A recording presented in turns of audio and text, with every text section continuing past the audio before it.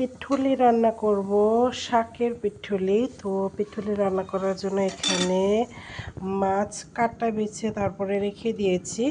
তো একটা বড় পিস ছিল সেটা, কাঁচামরিচ, পেঁয়াজ, আর এটা হলো চাউলের গুঁড়া ভালো করে ব্লেন্ড করে তারপরে ছেঁকে নিয়েছি।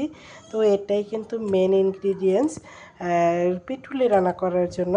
তো ছোটোবেলায় আমার আম্মু রান্না করতো, পিঠুলি খেতাম, শাক দিয়ে পিঠুলি রান্না করাটা।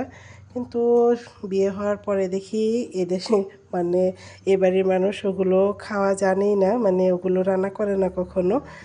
যেহেতু মানে ছোটোবেলায় খেয়েছি ওই জন্য আর কি সেগুলোর প্রতি লোভও আছে। আমার মেয়ে আবার আমাদের বাড়িতে গেলে আম্মু কখনো কখনো রান্না করে, তো ওর আবার ভালো লাগে, ওই জন্য বলছিল যে আমাকেও পিঠুলি রান্না করে দিও।